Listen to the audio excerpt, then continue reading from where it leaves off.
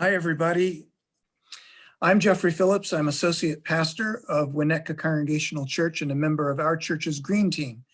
And we're so glad that you've joined us this evening. We will be led tonight a little bit by myself, but mostly by the co-chairs of our church's Green Team. And they are Liz Kunkel and Steve Hewells, and you'll meet them in a moment. Joining us tonight are people from the Go Green teams of Kenilworth Union Church, Winnetka Congregational Church, and the Go Green teams of Go Green Winnetka, Go Green Kenilworth, the wonderful League of Women Voters of Winnetka, Northfield, and Kenilworth, and people from the Women's Exchange. And there might be some other groups that I'm not aware of tonight, but we're certainly glad that you are part of our circle this evening. There might be a time when Steve will unmute you if he thinks that a comment or question that you need to express would be better done by you orally, but otherwise do try to rely on comments through our chat function tonight. This session is being recorded, including the chat, and the video and audio recording will be available through the Winnetka Congregational Church YouTube channel sometime before December. Actually, sometime in the next 7 days, I promise you. And again, Liz Kunkel is our principal facilitator tonight, and I would like to turn it over to her. Liz. Thanks, Jeffrey.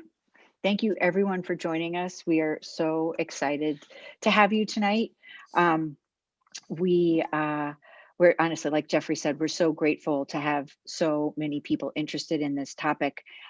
As Jeffrey also said, I'm Liz Kunkel. I'm a member of the Winnetka Congregational Church Green Team.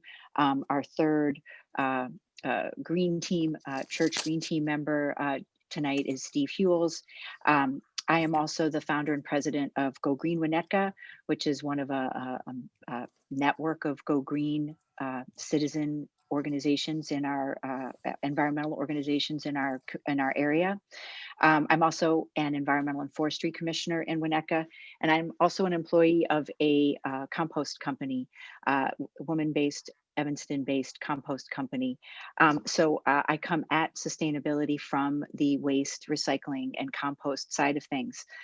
So this program tonight really became sort of part of a follow-up to a couple other programs we had done previously, starting about a year ago, a little over a year ago, November of 2019, a similar combination of groups, Faith Houses, Citizen Go Green groups, and the League of Women Voters hosted an in-person movie screening of the movie, The Story of Stuff, which is a 20-minute video regarding some of the foundation that's then followed up on in this Story of Plastic movie that we're talking about more specifically tonight. But at the same time, we discussed The Story of Stuff, the movie, which was released in 2007. A reading group that some of us are a part of also discussed the book called The Story of Stuff, which was published a few years later in 2010. And I was really surprised at how in-depth that book was. It was quite dense and quite really informative, but I was equally surprised at what a page turner it was. And so I highly recommend The Story of Stuff if you haven't read it already. It lays out the whole foundation for this, for what this specific plastics part of the discussion tonight. And then back in November 2020, just a few months ago, we did screen this movie, The Story of Plastic. There were a couple people who had some technical issues and things like that. And obviously just people have inherent conflicts. And we decided the issue was timely and urgent and important enough that it was worth having another discussion, which is what we're doing tonight. Wanted to give people another opportunity to see the movie, The Story of Plastic. And for those of you who haven't seen it yet, thank you for joining us anyway. Please don't ever feel like you shouldn't join a conversation of ours if you haven't read a book or watched the movie. We welcome you and your presence and your input all the time, not just anyway, all the time. But I wanted to mention, we thought the movie link the screening link was only going to be available through this evening, through the end of our presentation, which is the standard format for these movies. But the producers told us that it's actually available through March 1st. So if you haven't watched it, or you know somebody else who's interested and didn't get a chance to watch it, or you want to watch it again, please feel free to do so. That opportunity exists through the end of the month. So as Jeffrey said, we have more than 140 people registered, and we're very excited you're with us. He also mentioned some of the housekeeping issues, that the program will be recorded. It will be uploaded eventually, but in relatively short order, to the Winnetka Congregational Church YouTube channel. Everybody should be muted when they join, and we request that you please stay muted, because we do expect to be a very large group tonight, so that we can facilitate the discussion and minimize any background noise and distractions for people. And if you find yourself muted when you think you didn't intend to be, please stay that way. Because again, due to the size of the audience, we are keeping everybody on screen. We didn't want to make it a presentation and panelist type of discussion, but it will obviously be hard for us to see everybody on screen. So if you would like to make a comment or ask a question, please do so in the chat. It will be hard for us to see if you physically try to raise your hand in your screen, because there are so many screens to view. So please utilize the chat feature if you can. We wanted to start. I will, Jeffrey, I'm ready to share my screen, I guess. We'll pull up, we have a PowerPoint presentation to, obviously the foundation for tonight's event is this movie, The Story of Plastic. We feel like the movie did a wonderful job of laying out the issues of plastic production, pollution, but different issues along the way. And the question is sort of, what's next? What now? Our first, the agenda tonight is we want to start with some sort of general impressions of the film. We'll open that up to everybody who's here to offer their impressions of the film. And then we'll move to some general discussion questions, and end with some calls to action for everybody to consider as takeaways from this event and the movie. General impressions, comments about the film. Again, we open this up to everybody. This is the discussion part of the event. What are your general impressions of the film? What did you enjoy it? Did it give new information? Were you skeptical about it? What did you like? What did you not like about it? We welcome any and all comments. And again, you don't have to type your comments, full comment. You can just say, I want to make a comment, and I'll call you in and invite you to participate. Somebody typed into the chat room that it was overwhelming and that it was hard to watch. I agree. Depressing, that seems like a good description, but it's information that we need to hear. Super informative. So Mary typed, it's hard to imagine how we can change the convenience culture that we live in. Carolyn noted, and guys can probably follow along with your chats, it seems like it's a losing battle. Well, we hope to rally together tonight to offer some other ideas. I'm not willing to throw in the plastic bottle yet. All right, so Jen mentioned that contained very important information, that it shed new light on how fossil fuel industry is still impacting plastic use for profit. How true. Janice, you wanted to speak. Why don't you go ahead and come off mute and offer your comment? Hi, I'm from West Chicago. I'm on the League of Women's Voters in Wheaton, and I'm on the environmental committee here. And watching this movie and seeing how fast we deteriorated with all this garbage in such a short amount of time just seems like it's almost an impossibility to correct. Mm.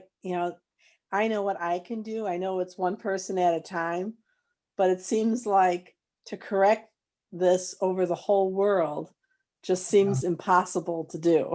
Isn't it crazy how daunting that seems? Yep. We're gonna talk some more about that as we move through the discussion tonight. Others want to come offline and offer your opinions?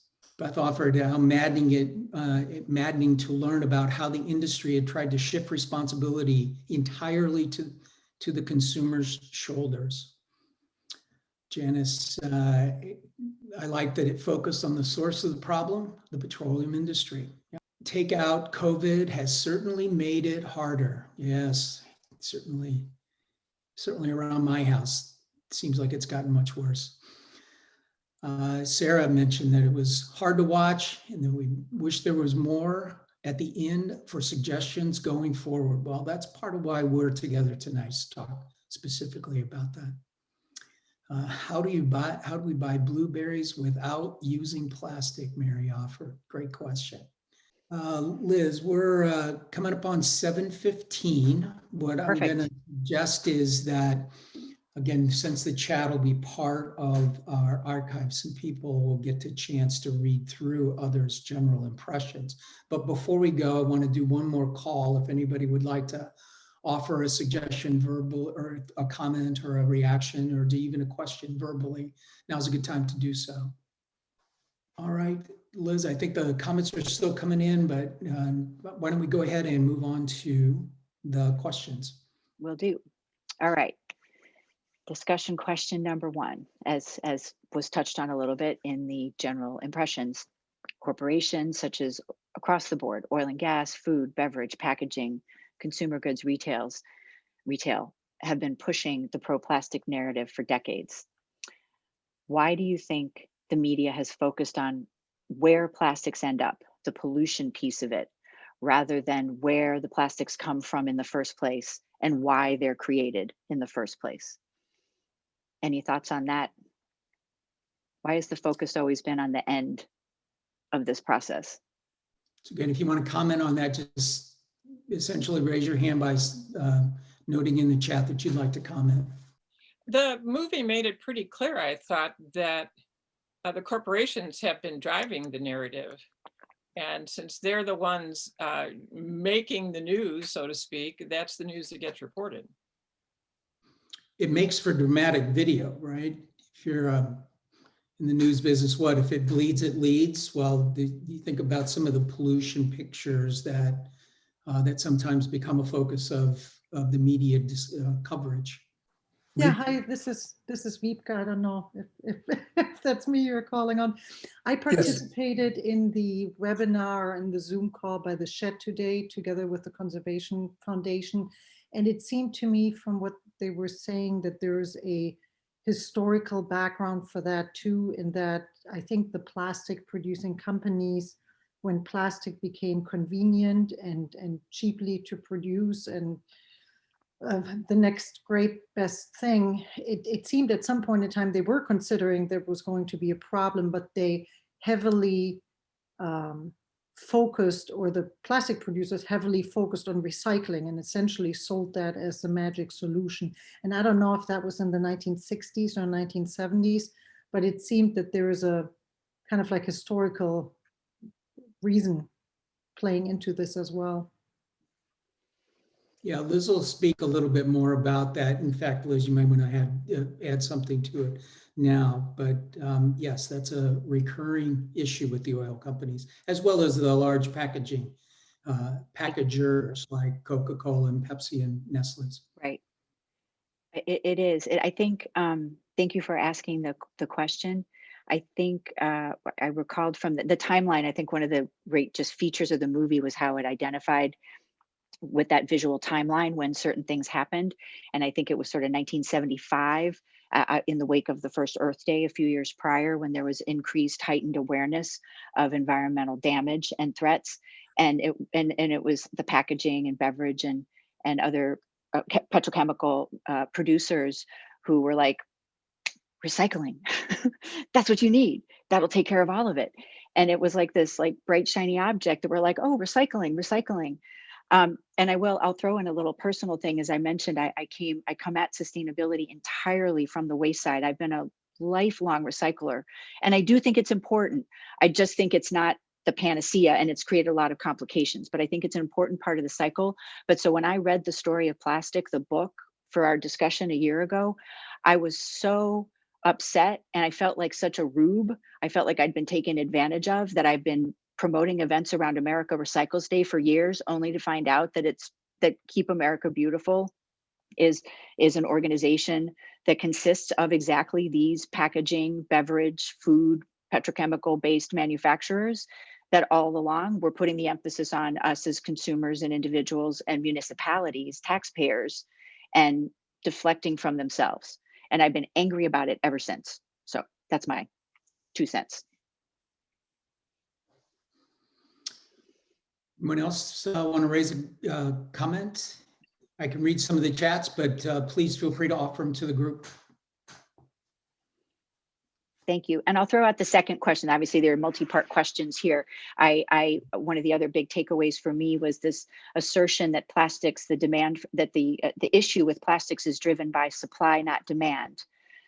Again, it jives with what the movie's been saying, that the corporations drive the narrative. But I think it was helpful to hear it in those terms, and would appreciate hearing other people's perspectives on that.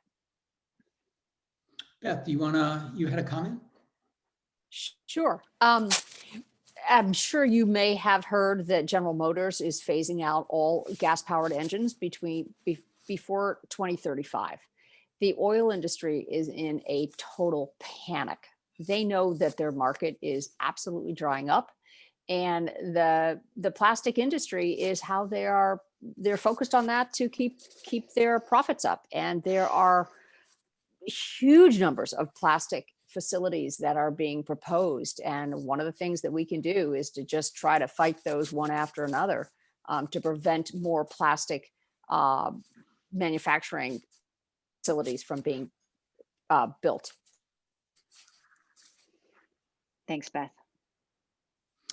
Mary commented that she had heard a report on NPR some time ago that plastics was preferable to glass for packaging because of weight. More costly to ship heavier loads. And I think that's a fact, right? In terms of one, cost. I think the message that the movie was also trying to make, though, was you have to look at the full life cycle costs of these packaging choices that we're making. And when you're able to externalize the waste portion of the plastic, there's an incentive for the grocery stores to prefer them, the bottling companies to prefer them, and of course the petroleum companies to prefer those things, because the waste costs are borne by others. And the cost is less to begin with, maybe less to begin with.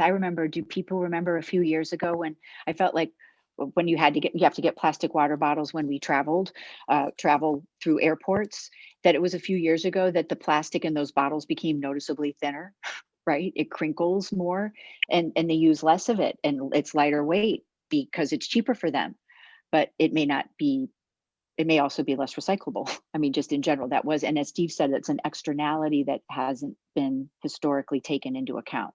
And hopefully, to me, that's the thing that can and will change to make the systemic difference. So it can't be all on us. We know that, and we have to resist the suggestion, the implication that it is, that's been coming at us for 40, 50 years, and just say no. Marjorie raises a comment through a question really, and would returning to paper bags only destroy more trees? ?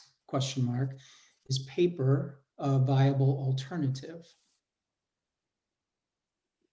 Do you have a comment on that, Liz? My comment is that while it does, there's definitely the downside, not just of the resources used to cut down a tree and potentially the carbon that's released into the air by cutting down that tree, but at base, the trees are a renewable resource in a way that the petroleum, oil-based, is not. Literally, it's not. There's a finite amount of the crude oil in our world, whether we think there's a lot or a little. It's a finite amount, and we can always plant more trees. It is a renewable resource, and to me, therefore, it's a totally different category. And Terry offers too that, well, what about reusable bags, right? refuse, Right, reduce, right, reuse, and reuse. recycle.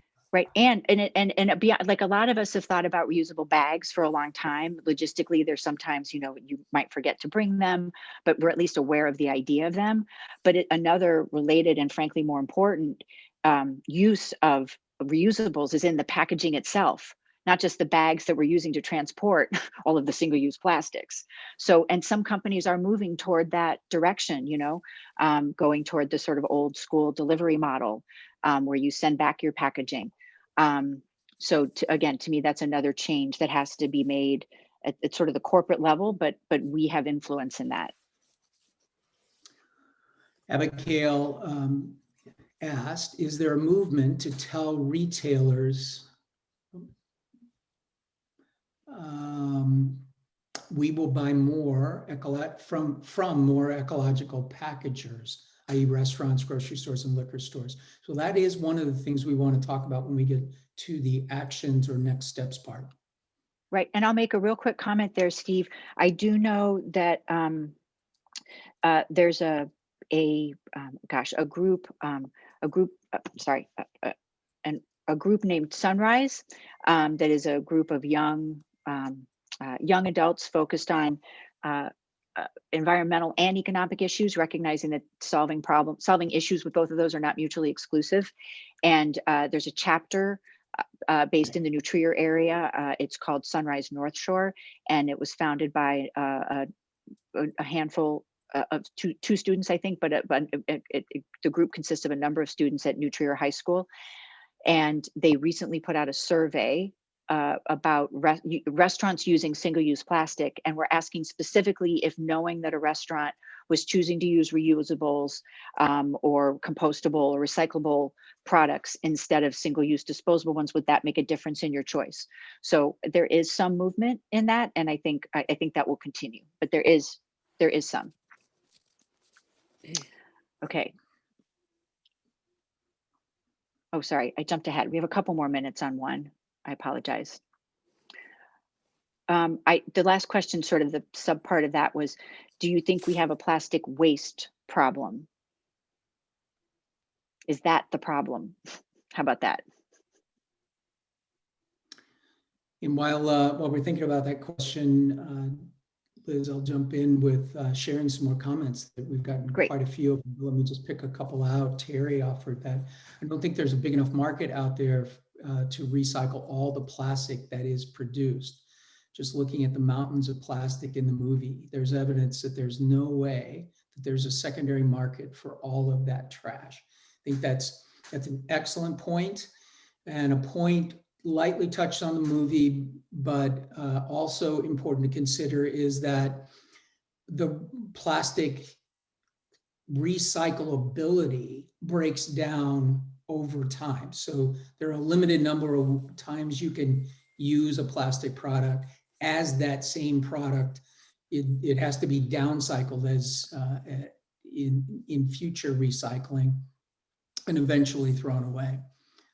Very important points. And as we've also mentioned, you've got this tremendous growth going on in terms of additional capacity to produce more plastic. So it's unlikely we're going to recycle our way out of this.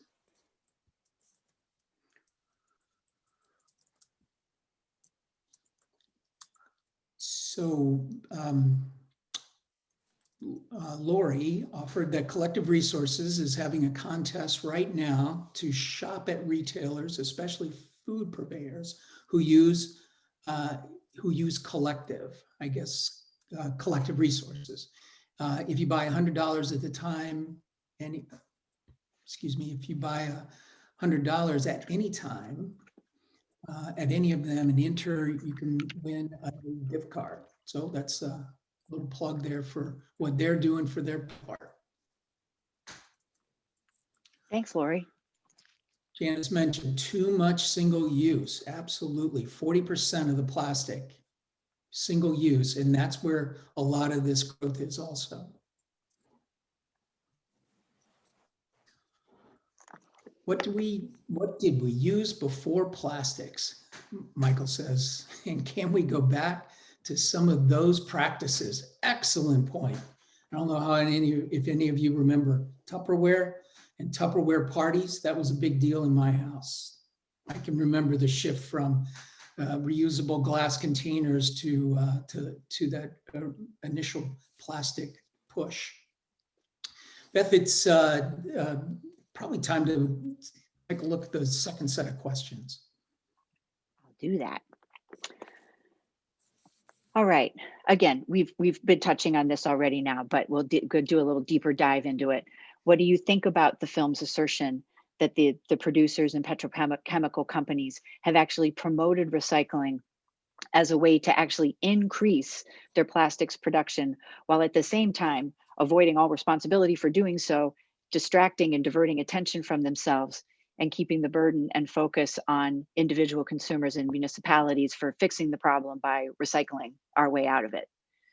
To me, that was one of the biggest, again, the thing that like strikes at my heart. I feel taken advantage of for decades.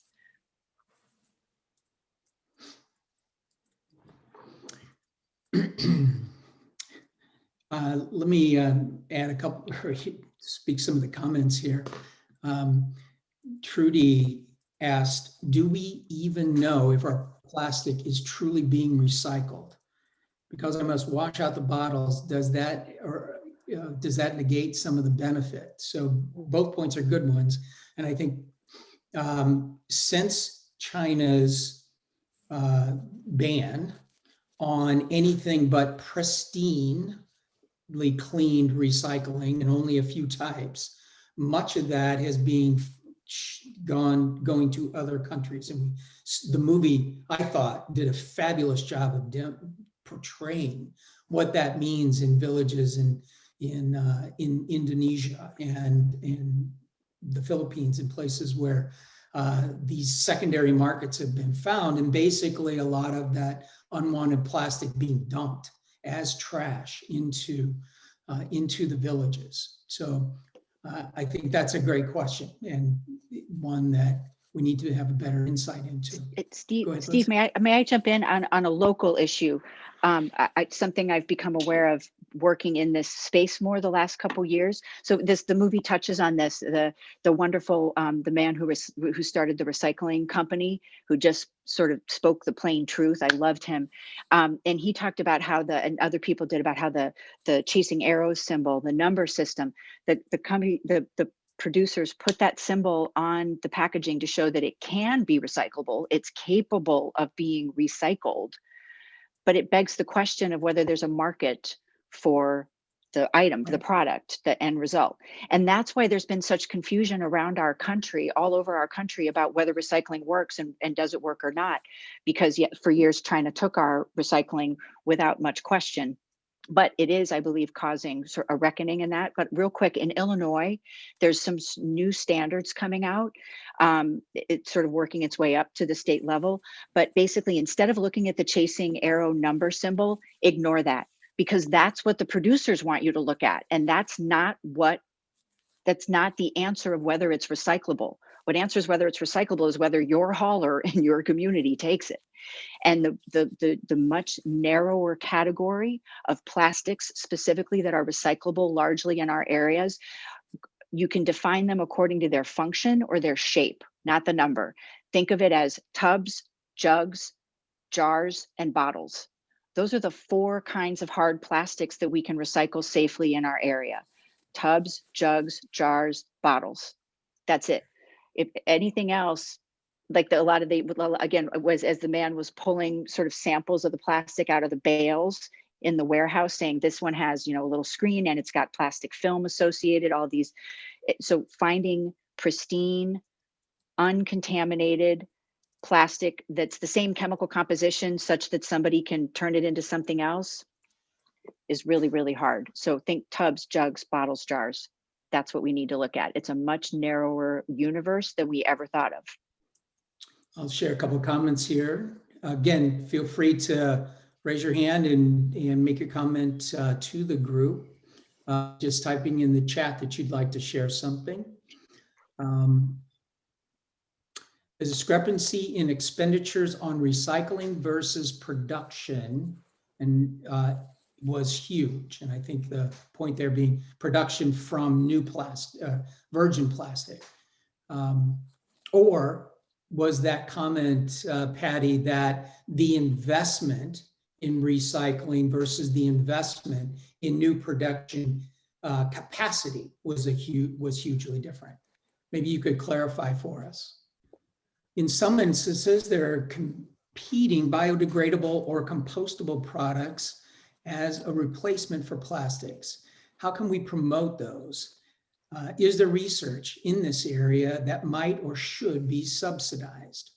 I think those are great questions. We're actually going to talk about that when we get to the actions and next steps section of this. And I will say again, I'll jump in and say, I know there's movement, there are discussions happening about the extent to which plant-based plastic is really recyclable, to make sure there is no greenwashing, to try to reduce the confusion. It's confusing now, but it's something that's being worked on in our state specifically to try to clarify what is truly compostable versus recyclable versus what must go to landfill and why. It's in the works. There's another question about subsidies, and Terry asked, in the movie talks about fossil fuels subsidies resulting in lower cost plastics. Does anyone know what type of fossil fuel subsidies in the US are provided to the oil and gas industry? So no takeout food containers, the clear lids, for example, Beth? Correct. Exactly. Yep. They look like they should be totally recyclable, right? Again, I think the gentleman, I forget his name, I want to say Kent. I don't know if that's right, but Kent, who said, you know, this looks like it should be recyclable. How can you tell this kind of plastic from this kind of plastic? They look the same to you and me, but they're not. And so when you look at those plastic, that's the hard plastic, some's black, some's clear. It seems to me it's the same kind of consistency as a water bottle or any other bottle, or again, or jug that I might have, but it's not. It's just not. So that's, yeah, tubs, jugs, bottles, jars.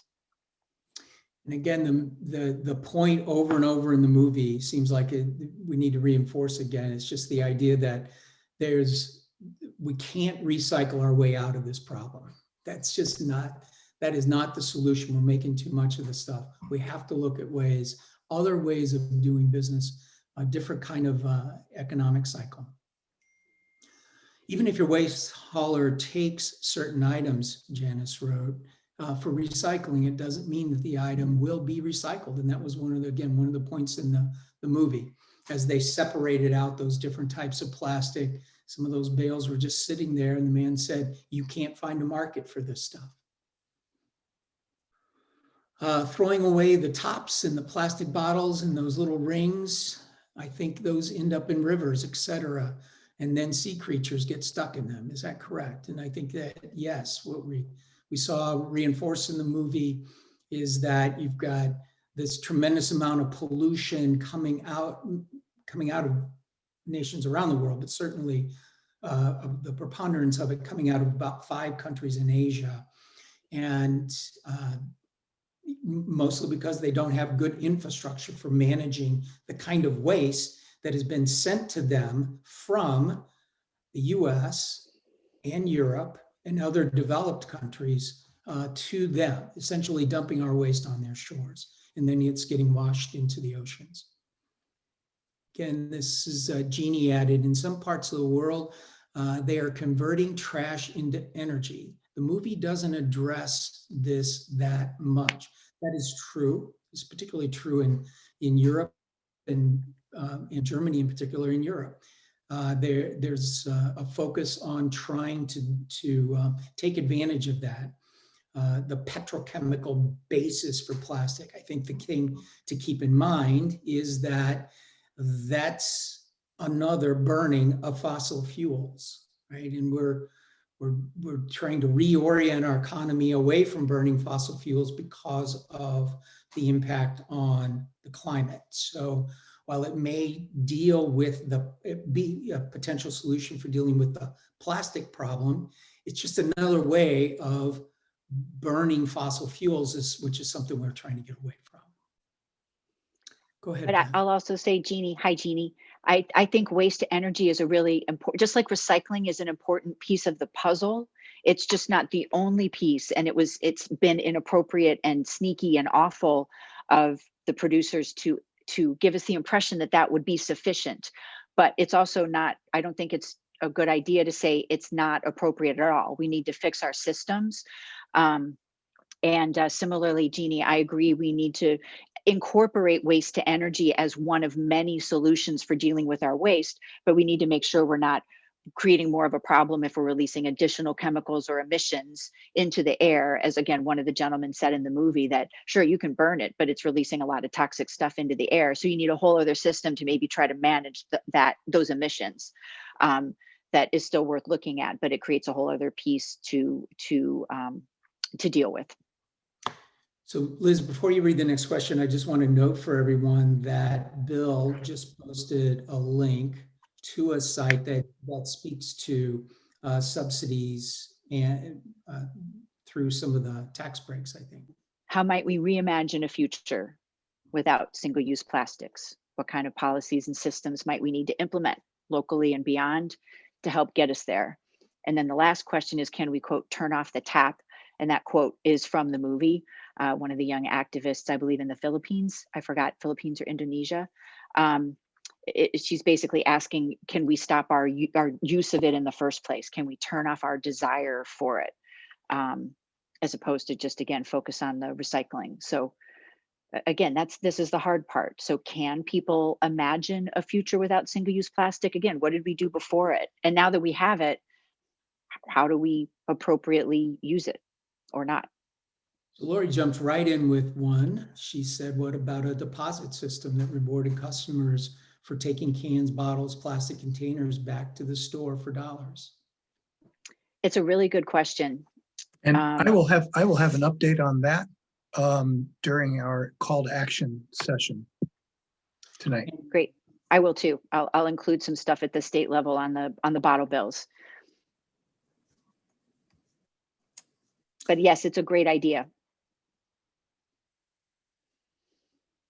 I see somebody raising a hand. The industry has fought the bottle return bills for decades.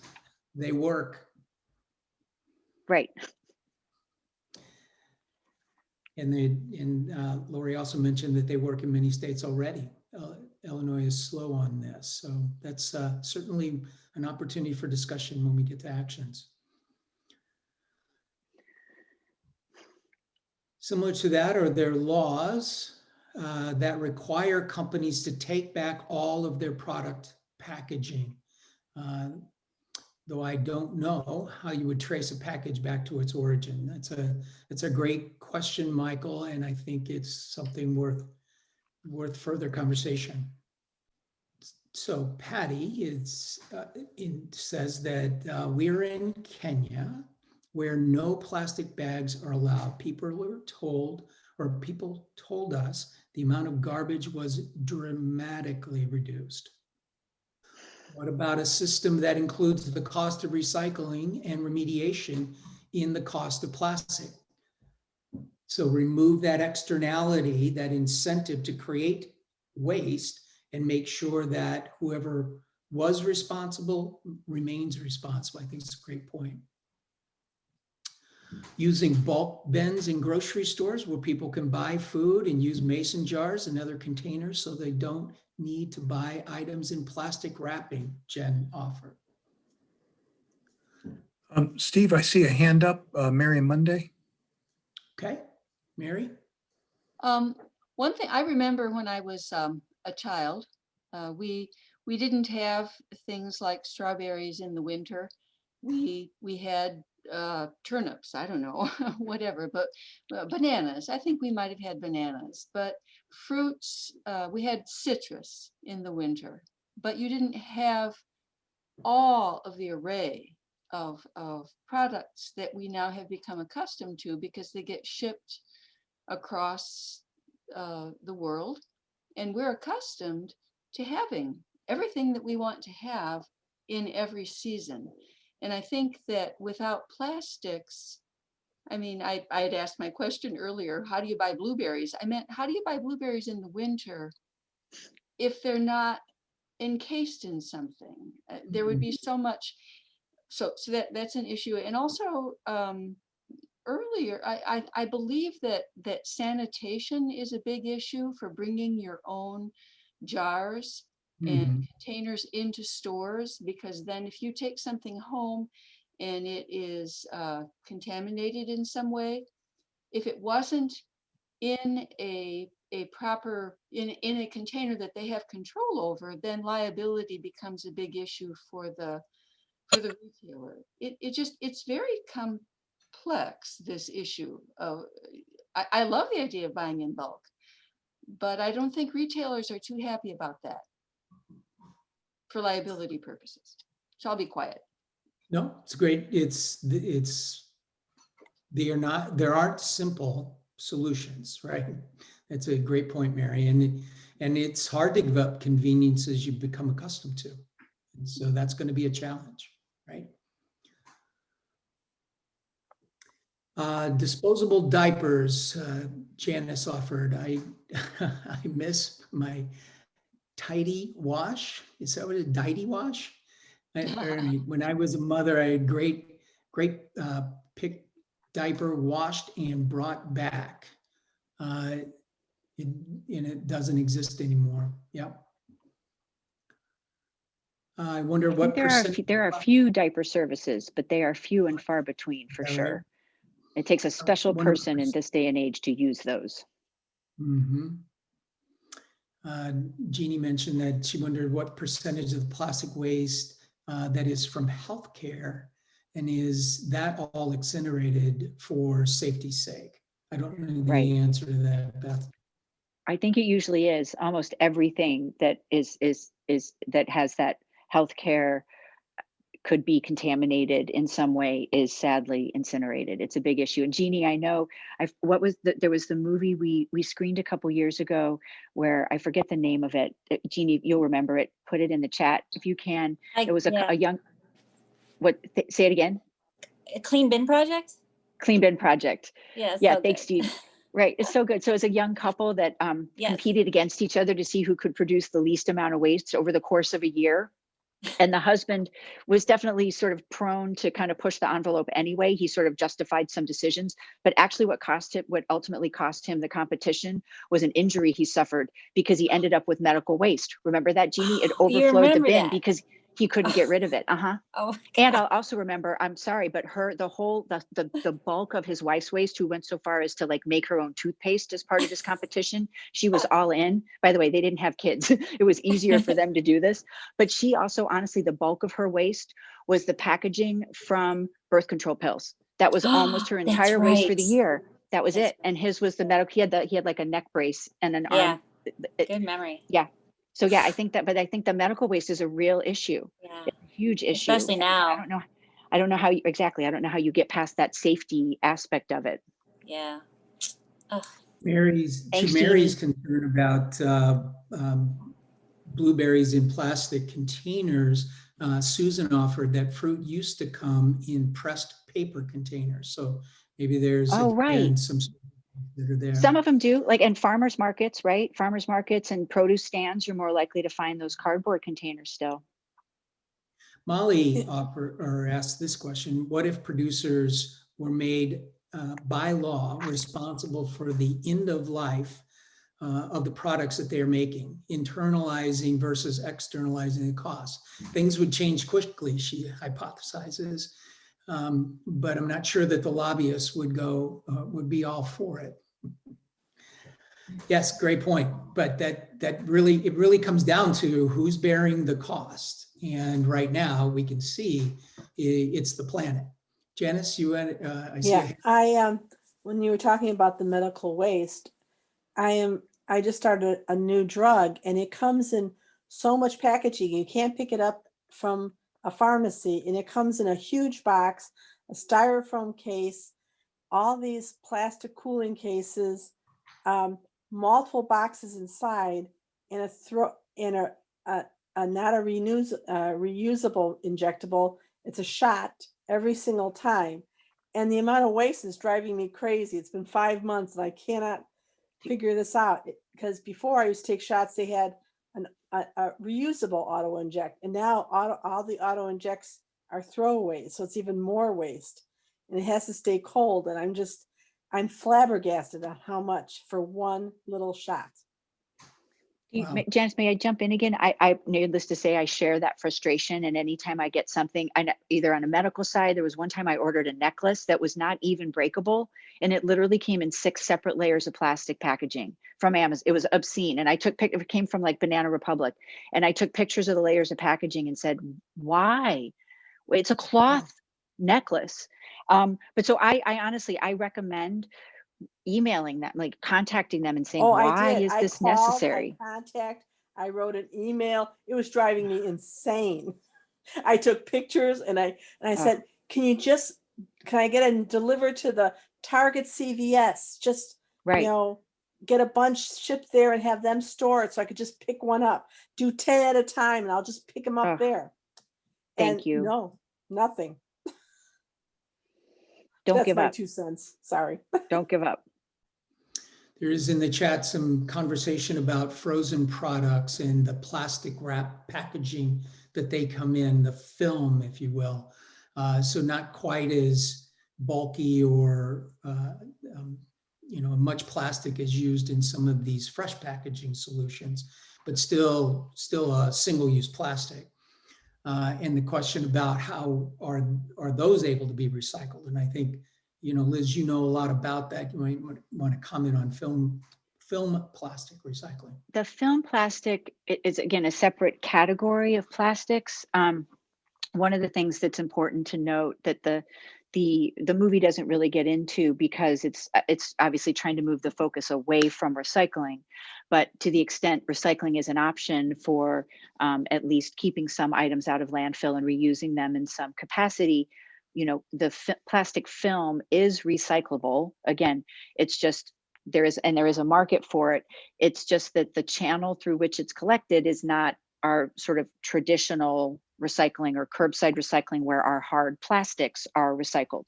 The plastic film typically is taken by grocery stores. They use it as the raw material to create their plastic bags. But I was pleasantly surprised by the range of plastics that is ultimately recyclable, because again, for lay people, they don't look like they're the same type of plastic or the same composition, but they are. But they're the kinds of things that need to go to the grocery store rather than in a curbside bin. Typically, the way those work with the grocery stores is grocery stores partner most often that I know of with a company named Trex, Trex, which uses plastic bags as its feedstock for creating alternate wood products, decks, planks. So my recollection is 2,000 plastic grocery bags can get turned into one 2x4 by 16 foot long plank that then becomes decking and chairs and tables and things like that. So Trex runs contests through our schools each year to educate and create awareness about the recyclability of those kinds of plastic films and bags.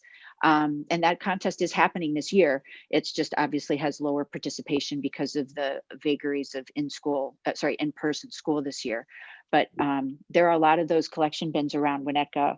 Also, again, a little bit lighter right now than usual because of the virus. But in general, that's an effort that our schools, the community house has one, the libraries had one in the past. And there are collection bins for those kinds of film with a comprehensive list of what kind of film can be recycled through that program. So Susan asked, does that include frozen food bags? The baseline, one of the reasons the plastic film is so hard to recycle is because like hard plastics, you can recycle them if they have some liquid in them. You don't want it to be, sticky, but it could be wet with water. That's not considered contamination, but water in plastic film is contamination. Any sort of crumbs in plastic film is contamination. So the problem with the plastic film or bags that has been used specifically in contact with food is whether there's any sort of residue left behind. And if there is, can it be wiped off? Can it be brushed off? If it's greasy, probably not. So the frozen food, I think you could probably, but there's a little bit more labor to really try to make sure there's no moisture, no ice left, no peas left in the bag, and just make sure the bag is truly clean. It needs to be clean and dry. So that gets harder to do whenever it's been in touch with food to begin with. But thank you for asking that. It's a great point. I like to cut mine, rinse mine, and dry it, and then you can wrap Right. it. I'll do on one of the cereal bags. Cereal. If people eat dry cereal, I have teenagers, so we have some cereal in our house. The plastic bags that are the inserts to cereal boxes, those actually are recyclable. And again, that's a perfect example of the kind of plastic film or bag that I wouldn't think is the same as a Ziploc bag or a newspaper sleeve or a dry cleaning bag, but it is. And if you like, as Steve just said, to sort of separate it, you take those plastic inserts are actually a rectangle, and you can rip that. You open one seam and you open the other seam, and it turns into one basically 11 by 18 strip of plastic that you can brush the dust from the cereal off and absolutely recycle it very easily. The dry crumbs are easier to get rid of. And when you can flatten it and you don't have to deal with corners, then that obviously makes it doable. And it's as my kids say, it's very satisfying. So Abigail mentioned that in Chicago, the grocery stores seem to have stopped accepting plastic film. Were you aware of that? Well, so in Chicago, and I believe in Evanston, they've had a plastic bag ban. So it is a different situation than in many of our villages in the area. We do not have bans where most of us live, but the ban in Illinois, or sorry, in Chicago and Evanston, it's not a complete ban, but they're basically, and I don't know the details, so I don't want to misstate it. And if anybody knows the specifics, please chime in. But basically, there's a tax that's charged if you want to use a plastic bag, and certain grocers and retailers of a certain size, above a certain square footage, are prohibited from using certain bags and things like that. So it's definitely had an effect. But I remember one of the effects was that I think one of the metrics was sort of the thickness of the bag. And so one of the responses was for retailers to start using thicker bags. It basically exempted them from the requirement, and it still meant that they were using plastic, and even worse plastic bags than they might otherwise. Mm-hmm. But I do believe in the city in Evanston that has changed the situation a bit. So Liz, as we get ready to move on to talking about actions that we could take, I'll share one more comment here from Jill. She mentioned that a company, Dispatch Goods, developed a successful reusable takeout food container system for San Francisco, and that they're exploring the Chicago market. Thank you. And that there is a list, I guess, of restaurants. Yeah, there's a webinar happening tomorrow night. At, I believe it's 5:30 in the afternoon. Dispatch is involved, and maybe the Shed. I've heard it from a lot of different sources, but I recall tomorrow at 5:30 there's a webinar specifically on restaurant use of plastics and to-go containers and utensils and things like that. Jill, so thank you for mentioning that. For participating restaurants, it'll be helpful. Right. Okay.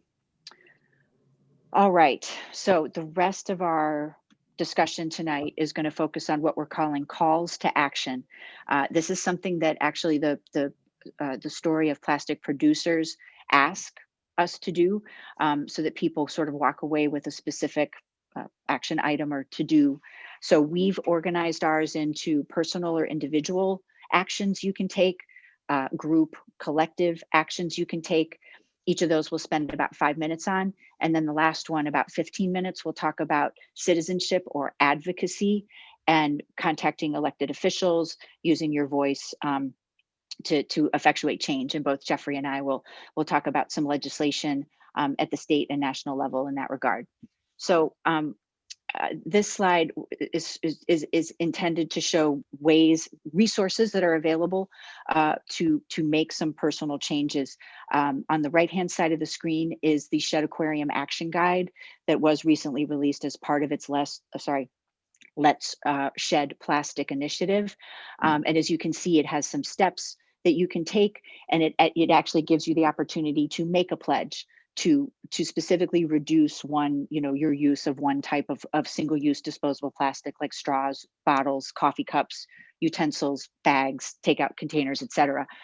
I also included a few other resources on this page, and I've got some physical real-world examples of things that I've started doing to reduce my use of plastic. On the bottom left of the screen, are these True Earth laundry strips. They come in a cardboard container, and they are concentrated strips of laundry soap. They do arrive from Canada. They are not in our country, but there's no plastic at all. And these strips, you just rip them up and you put them in your dispenser just like you would a liquid. And all of the clothes come out smelling lovely and clean. And I love it. They come once a month. You can get them with whatever frequency you want. True Earth laundry strips, sorry. In the center of the screen are some wooden utensils. Many people have heard of bamboo utensils, which I like a lot. The ones that are shown in the image and the ones that I have here in my hands, they are, I forget what kind of wood they are, I apologize, but they're really like popsicle sticks. And so they're lighter weight. They can remind you of your childhood. Like, they're just wonderful. And I find them easier to use than the bamboo serviceware, which can be kind of bulky. The ones that I have, are by a company called Wood U. And they come in these cool cylindrical containers, one for forks, one for knives, one for spoons. So I started using them because I do a lot of events, and obviously wanted to move away from the single-use items for that. A couple other fun examples. I love these. People may have seen these. They're these Swedish dishcloths. I've seen a lot more of them. These came from the second company listed, called Free the Ocean.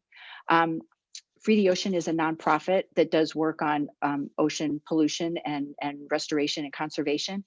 And Free the Ocean, I like because they don't just have products that you can use to make a difference, but you can sign up for their email list. It's just freetheocean.com. And if you sign up for their mailing list every morning when you wake up, you'll have an email from them with a trivia question about the ocean. Some of it's about marine life, some of it's about pollution, some of it's historical. And if you answer that question, whether you get it right or wrong, you're funding the removal of one piece of plastic from the ocean. So I've been having a ridiculously good time with this for the last few months, and you can click through and find some amazing sort of, National Geographic type images that really show some amazing scenes of our ocean life. So Free the Ocean has that. And then they are one of many companies that sell these Swedish dishcloths. These are made from wood, cellulose, and paper. So they dry hard because they're wood, but when they get wet, they soften. And so they're basically a good replacement for a lightweight sponge. You can't really scrub with them too well, but in lieu of a dishcloth, in lieu of a sponge, if you just want to wipe up a spill, they're absorbent, they're reusable, and at the end of their lives, they're compostable. So there are those. And then the one other item I got from Free the Ocean recently are these, another scrubbing device. They're coconut scrubbers. And so these work where those don't. And they work really well. And they also, they're just made of coconut fiber. They come in packs of 3 or 4. I've been using one for a couple of months. This is the package it comes in. And I used one for a couple of months, and it's just now falling apart after a lot of scrubbing uses. So there are a lot of companies that can help at least try to move away from plastic. And obviously at base, we want to try to consume less in the first place, right? Keep it in the ground.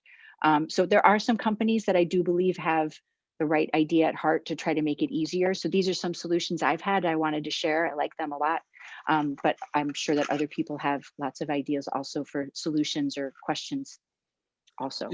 Carolyn offered that Earth Hero has a lot of products like the ones that you talked about. So, great, thank you.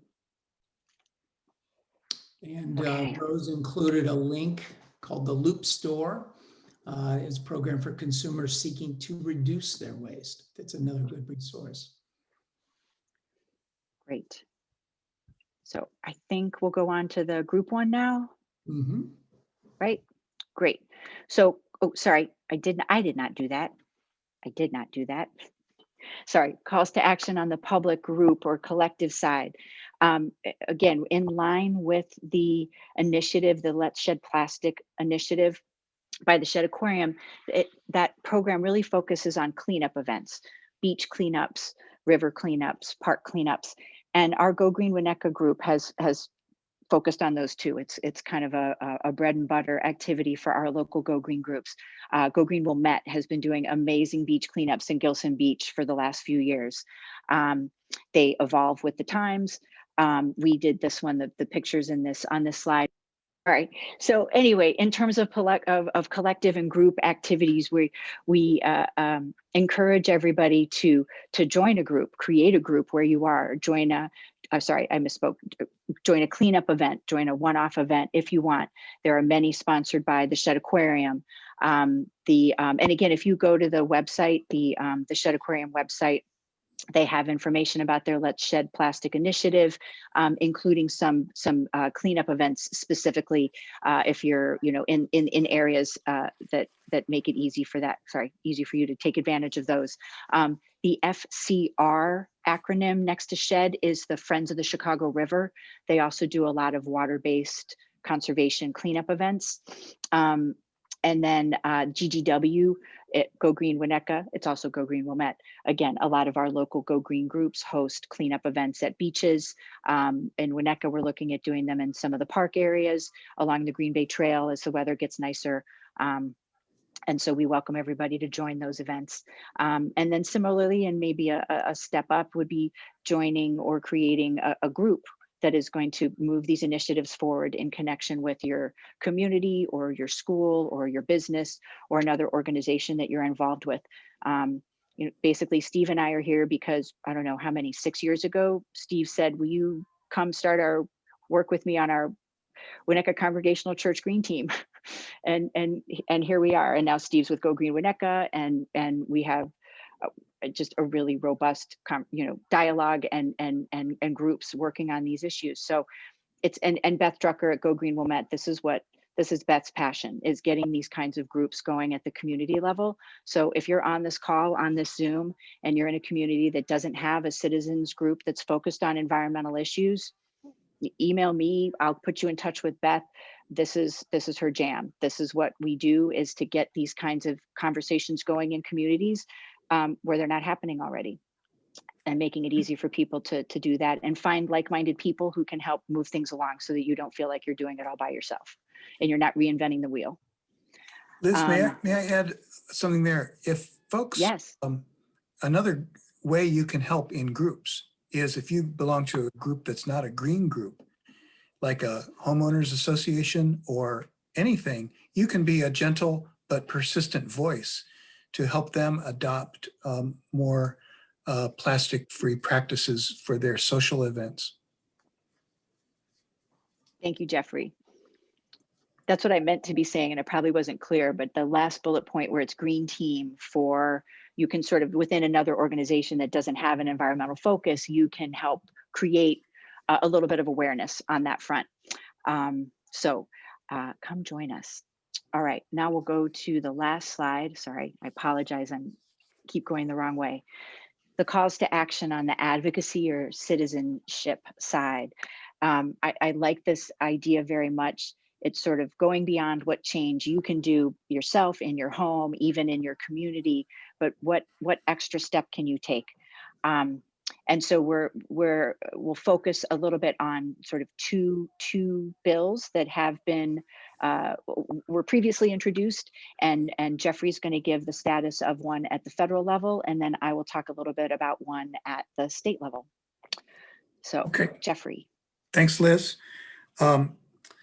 You see on the screen the Break Free from Plastic Pollution Act. Those numbers do not apply because those numbers happen to be the numbers for the last Congress. At the end of each Congress, legislation that has not moved does not exist anymore. It needs to be reintroduced in the new Congress. So the new Congress started January 3rd, and the principal sponsor of Break Free from Plastic Pollution Act was Representative Alan Lowenthal, a Democrat from California. I called his office yesterday, and the staffer I talked to there said Representative Lowenthal will reintroduce the Break Free from Plastic Pollution Act in this new Congress, but he has not done so yet. So be looking for that, but not by those numbers you see on your screen. Senator Durbin was one of the 10 principal Senate co-sponsors of the Break Free from Plastic Pollution Act in the last Congress, and there were a couple of dozen other representatives, House members who were principal sponsors with Representative Lowenthal. So be looking for that one. What does it do? You can actually find the details of this bill by going to the Surfrider Foundation. I'm going to put that in the chat here. The Surfrider Foundation is the surfers' lobby. Everybody's got a lobby. I think ministers should have a lobby. The Surfriders Foundation, their website has an excellent description of the Break Free from Plastic Pollution Act. Let me share just a couple of bullet points about this act. It would require producers of packaging, containers, and food service products to design, manage, and finance waste and recycling programs. So the producers would have to fund the recycling system. It would create a nationwide beverage container refund program, nationwide. It would ban certain single-use plastic products that are not recyclable. It would ban single-use plastic carryout bags. It would prohibit plastic waste from being shipped to developing countries. The United States would have to take care of its own plastic waste. I was going to say something else. But place a temporary pause on new plastic facilities until the EPA updates and creates important regulations on those facilities. I mean, this is a massive bill with big implications. So watch for that one. I want to put in the chat here some other national websites. One is called plasticfreepresident.org. This is a national effort to get President Biden to become the first president to commit to a plastic-free future. That man has a lot on his plate right now, of course, but getting plastic pollution before this new administration will take a public campaign, and we can all be part of that. There's some other ones, plasticpollutioncoalition.org. So that's for the national level. Liz, did you want to talk about the styrofoam bill at the state level? Sure. So I was curious. I had, like Jeffrey, we had talked about the Break Free from Plastic Pollution Act at the federal level, and I was curious what, if anything, was happening at the state level. So I'll tell you all, if you're curious, literally, I did a Google search, like plastics legislation, Illinois. And what I came up with was similar to what Jeffrey said, a bill that was introduced at the last session in 2020. Ironically, the timing was such for both the national and the state bills that they were introduced in February of 2020, and then obviously went nowhere, as most legislation did last year for obvious reasons. So the state senator in Illinois who introduced the bill that's referred to here, and again, the number is irrelevant, but the substance of the ban is that it would ban polystyrene, styrofoam containers from as takeout containers from restaurants, and then there is a bottle bill or bottle deposit bill as part of it. For what it's worth, I believe my understanding is the issue of a bottle bill or deposit bill. Bottle deposit bill in Illinois is actually introduced literally every year, and it's shot down so quickly by the lobbyists that most of us don't even hear about it. Honestly, I've asked a couple times, and that's what I've been told. So this is another iteration of it. Luckily, the state senator who introduced it is our state senator for Winnetka and our district. It's Senator Laura Fine, who's based in Glenview. I apologize. And I have met her through our Go Green groups, actually. And so I emailed her a couple days ago and asked what the status of the bill was. And she said, again, as Jeffrey said, it died at the end of the last session because nothing happened on it, but she is planning to reintroduce it this month. In this session, and she's not sure, but she said she believes potentially there may be other bills, sort of related bills being introduced. She just doesn't know specifically about them, but if those, to the extent those happen, that will also be in the next couple weeks. So hopefully we will hear sooner rather than later if there's some other initiatives at the state level. And Liz, I just found out more information about this today from the Illinois Environmental Council. Their Clean Water Policy Director, Iana Simba, reports that the House sponsor for the styrofoam ban bill is Representative Gong Gershowitz, who I think is also local to the North Shore, right? I agree, yes. And Iana Simba also told me that the bill to institute a deposit for bottles, cans, and beverages will be introduced in this session as a separate bill by Representative Delia Ramirez. Awesome. Thank you. So, and I would also note that I called my own state rep about these things yesterday, and she knows me.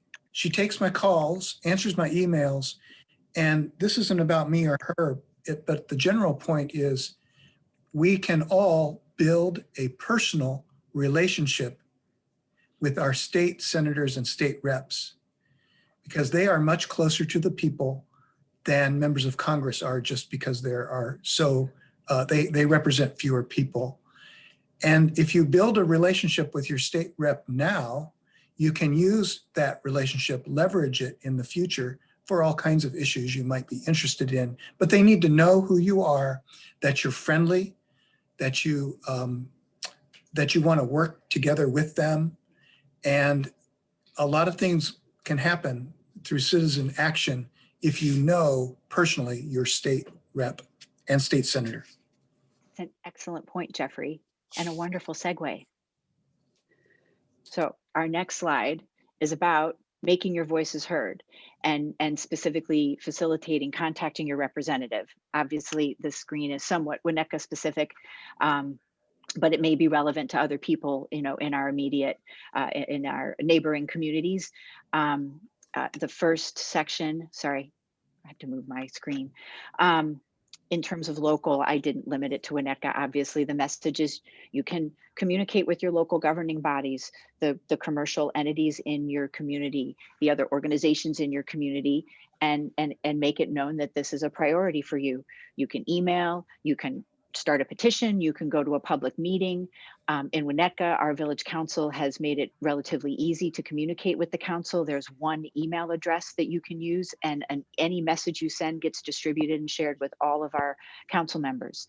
Not every place is that easy, but you can communicate with your elected officials and private officials too, again, and just make your voice heard. And then again, this is the contact information for our state representative, Robin Gable, who's based in Evanston, and is, by the way, a huge environmental proponent. She has, I think she typically gets 100% approval rating from the Illinois Environmental Council each year. She sponsors and introduces a number of environmentally focused bills each year. And then again, State Senator Fine, also a friend of environmental issues. And then on the federal level, U.S. Congresswoman Jan Schakowsky and our two federal U.S. Senators, Tammy Duckworth and Dick Durbin. I'll reiterate and echo what Jeffrey said, but I'll also say, don't feel like it's great to have a personal relationship, but they will listen to you even if you don't. You can call them and leave a message and say, I'm a constituent and I care. And what's your take on this? And they will respond. So, and then obviously there's that much more benefit if you can develop a personal relationship, because again, you can do something like I did and say, thank you, Senator Fine. Can you let me know the status of this bill for this amazing presentation we're doing tonight, so I can share the information with all of these people who want to know more about it. So don't be shy about that. Okay, shall we go to the last one? Close enough. Sorry, Steve, I think you're muted. Thank you. Sorry, Liz, there's some comments. Yeah, before you go, I just wanted to note that Rose shared that the Illinois Environmental Council and the Illinois chapter of the Sierra Club are also great resources for learning about environmental legislation in Illinois. Thank you very much so. And obviously for people who are more interested, almost all of these organizations have newsletters, mailing lists. You know, you get on them and you can be kept apprised of legislation or issues that they're working on. And Liz, Gloria included a link to something that a meeting tomorrow. I believe the title is Moving Beyond Plastics. That's the restaurant one that I mentioned that the dispatch group is a part of. That's what it's called, Moving Beyond Plastics. But I believe it's focused on the restaurant industry. And she included a link here for us. Great. Yeah, I think restaurants are a big one. Obviously, it's a big issue, and again, in the context of a virus and one that we are still learning about and didn't know much, knew even less about months ago. It's understandable that there would be concerns about reusables and feeling a comfort with disposable items. And I think that's okay too, by the way. There's no judgment with anybody. I was comfortable using my single-use plastic bags for a little while in the spring myself. I didn't really like it, but I was like, it's a choice we have to make. But what I'm not okay with is the plastics industry leveraging this and saying, oh, we need this much more and here's why. I'm not okay with that. But there's no judgment about the comfort level that people have, to just live their lives. But it's just that there can be some other alternatives if you just kind of shift things a little bit. So, all right. So here's a nice little timeline. I know the text is a little small, but hopefully it's okay on your screens. I know many of you have seen this Throwaway Living cover from Life magazine in 1955. I saw it relatively recently, a few years ago, and it was after I was involved in these initiatives and waste reduction initiatives specifically.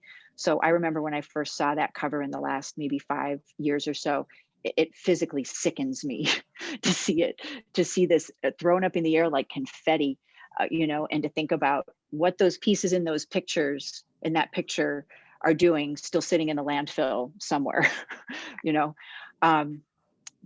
And then in the 70s and 80s, as we talked about, in part as a way to deflect criticism of the damage and threat to the environment from this plastic production and waste and pollution, the beverage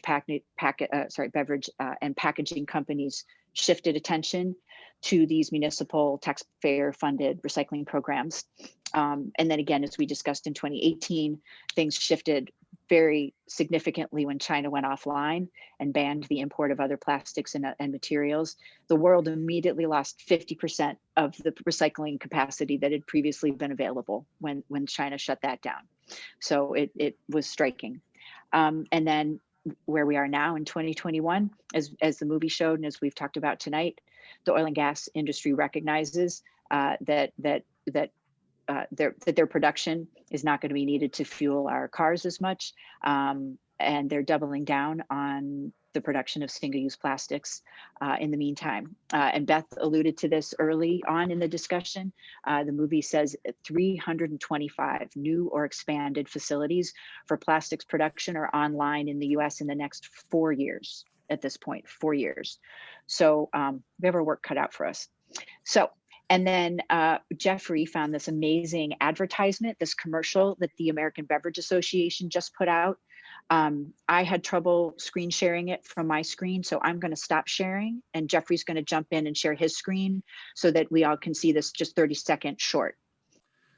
So I saw this commercial 2 consecutive evenings on the NBC National News. So that tells me that the beverage industry is gearing up, probably in my estimation, to get ahead of any national anti-plastic legislation such as the Break Free from Plastic Act. This is my suspicion. Environment. That's why at America's beverage companies, our bottles are made to be remade. not all plastic is the same. We're carefully designing our bottles to be 100% recyclable, including the caps, They're collected and separated from other plastics. so they can be turned back into material that we use to make new bottles. That completes the circle and reduces plastic waste. Please help us get every bottle back.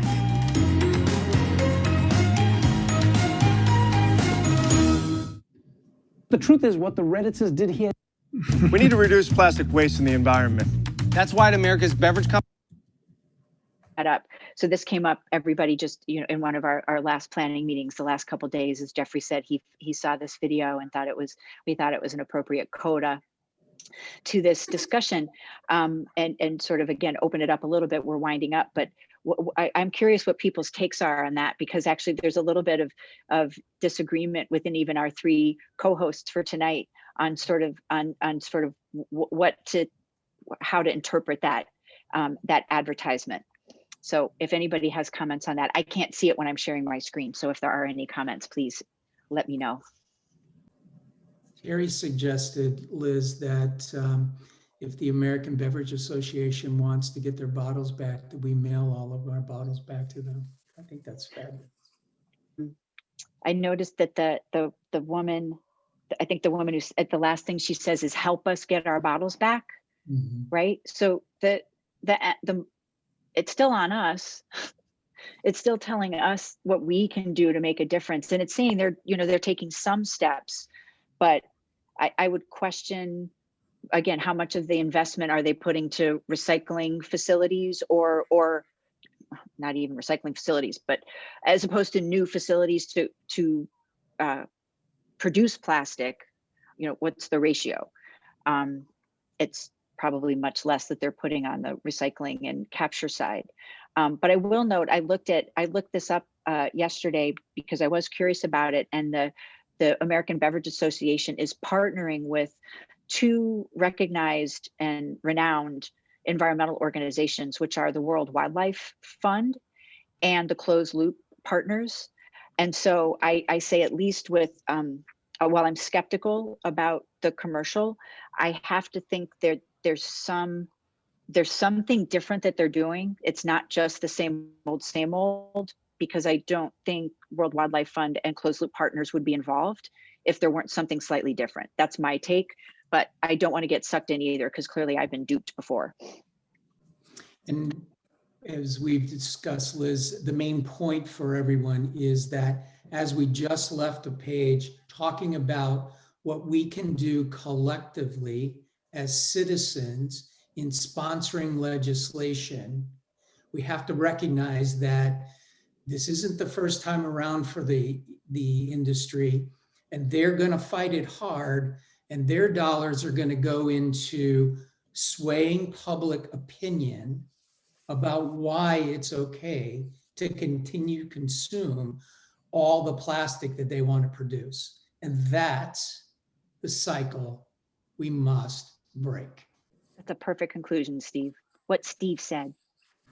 Yeah, I thank you all for being a part of this circle of concern and conversation and mutual support and learning tonight. Especially thank Liz Kunkel and Steve Hewells for facilitating and preparing all that they did. Let's keep coming together from time to time so that we can continue to get to know one another, build a movement here on the North Shore among friends who are really trying to make a difference in every level, that individual, group, and citizen level. Liz, Steve, any concluding words from you? Just thanks everybody for your participation. And Thank you, everybody. go to the Winnetka Congregational Church YouTube channel, and you can see in a few days, this video will be there. A video of this recording tonight.